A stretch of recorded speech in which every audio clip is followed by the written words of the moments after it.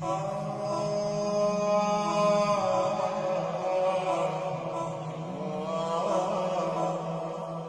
Valentine's ইতিহাসটা বলো, ওকে জানে? এই যে কত সালে এটা বাংলাদেশে আসছে, ওরা আসলে জানে কে নিয়ে আসলো? দেখেন, ওটা বললামই, ওটা আনার পরে জেনা, ব্যভিচার, ফ্রিমিক্সিং, বাণিজ্য সব বেড়ে গেল।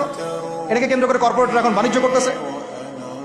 শুধুমাত্র এই দিবসে শুনেন, আর এগুলো বলতে চাইনি, আমি বলতে বাধ্য হচ্ছি, শুধুমাত্র এই দিবসে কোটি কোটি টাকা বিক্রি হয়, জানেন? এটা শুধু শুধু কয়েকটা কান্ট্রির পরিসংখ্যান। সারা বিশ্বের পরিসংখ্যান দিলে তো আপনার চোখ কপালে উঠে যাবে। কি হচ্ছে আর কি হচ্ছে না। মনে করেন আপনার ঘরে একজন মহিলা আছেন যার মাহরাম নাই, তার উপর হজই ফরজ হয় নাই। মাহরাম ছাড়া যার হজই ফরজ হয় না, তাকে মাহরাম ছাড়া এইভাবে হোটেলে একটা ছেলের সাথে বাইকে যেতে কে বলছে? বলেন, মাহরাম ছাড়া একটা মেয়ের সফর জায়েজ নাই, হজও জায়েজ নাই, হজ করার দরকারই নাই, সে ঘরে থাকবে, ওইটাই তার জন্য বেশি গুরুত্বপূর্ণ, ওটাই হুকুম আল্লাহ পাকের। আর সে মাহরাম ছাড়া এইভাবে এখানে ওখানে ঘুরে বেড়াবে, ছেলের সাথে আড্ডাবাজি করবে, টাঙ্কি মারবে, চটপটি ফুচকা খাবে, এরপর 4টা 5টা ছেলে মিলে ওকে ধর্ষণ করে দিলে সব ছেলে দোষ ওই ছেলের উপর আসবে?